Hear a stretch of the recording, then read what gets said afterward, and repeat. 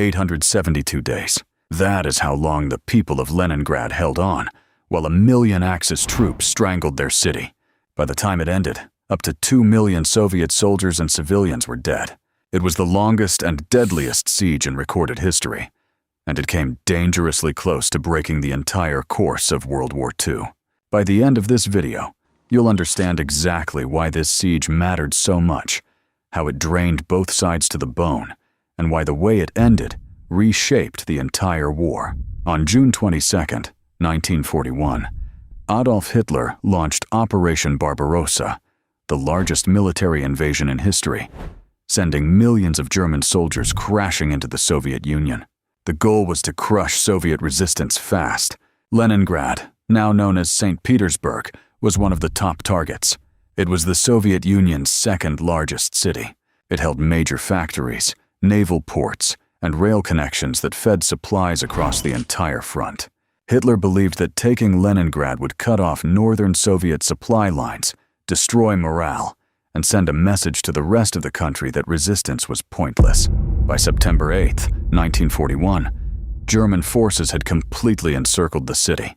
Every road in and out was blocked. Rail lines were severed.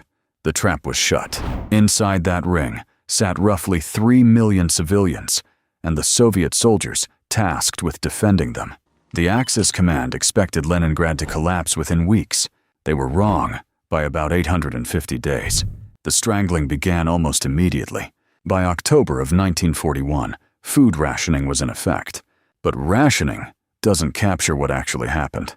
Bread rations dropped to about 125 grams per person per day. That is less than 3 thin slices, and it got worse.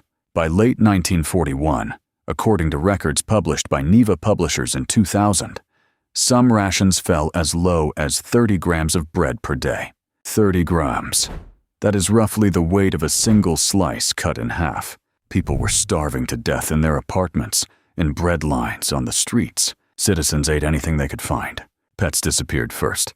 Then people boiled leather belts and shoes. They scraped wallpaper paste off the walls because the glue was made from potato starch. Families burned furniture for heat, as temperatures plunged well below freezing during the Russian winter.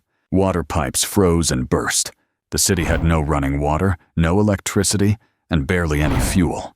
People hauled water from the Neva River by hand, walking through snowdrifts past frozen bodies that could not be buried because the ground was too hard to dig. Approximately 800,000 civilians died during the siege, according to the United States Holocaust Memorial Museum. Most of them died from starvation, disease, and exposure to cold, not from the constant German bombardment, though that was relentless too. Artillery shells and air raids hit the city daily. Entire neighborhoods were reduced to rubble. Hospitals were targets. Schools were targets. Nothing was off limits.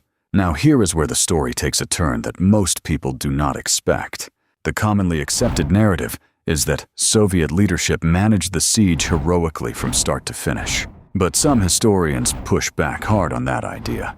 They argue that Soviet military decisions, particularly early failures to evacuate civilians and poorly planned counteroffensives, contributed directly to the massive death toll. A Soviet counteroffensive reached the suburbs of Leningrad in December of 1941, but it brought no real relief. The ring held, and inside it, people kept dying at a staggering rate.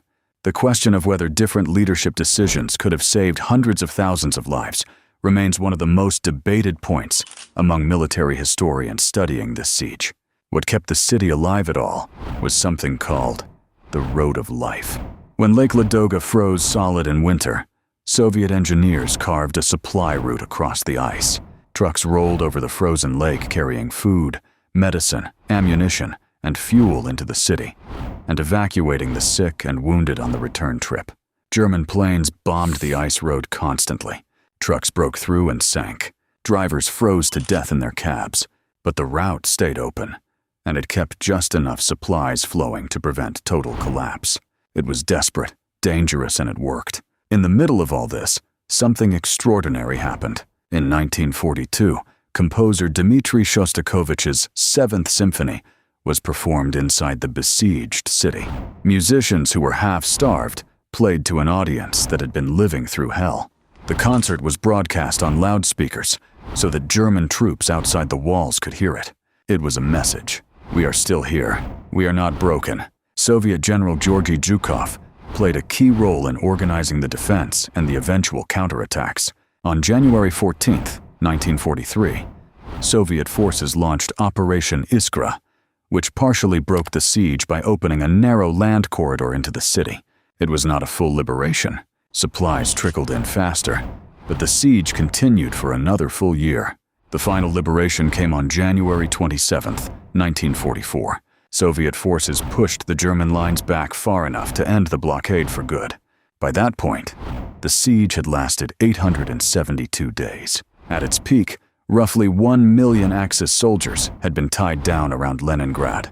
Soldiers and equipment that could not be used at Stalingrad, Kursk, or anywhere else on the Eastern Front. The siege bled German resources dry. It forced the Axis to commit enormous manpower to a stalemate, while Soviet forces regrouped and struck back elsewhere. That drain of resources influenced the entire direction of the war. As one anonymous survivor put it, "The pain inflicted upon our city is exceeded only by our resolve to be free." Military historian Nikolai Bogdanovich described it this way: "The siege of Leningrad was not a battle. It was a crucible that forged Russian resilience." Today, memorials and museums dedicated to the siege stand throughout St. Petersburg. Commemorations are held every year. As of 2023, renewed studies and publications continue to examine the siege's full impact, bringing new details to light about what happened inside those walls and how it changed the war. The siege of Leningrad was not just a chapter in World War II. It was a warning about what happens when war consumes everything, and a record of what ordinary people can endure when survival itself becomes the only mission left.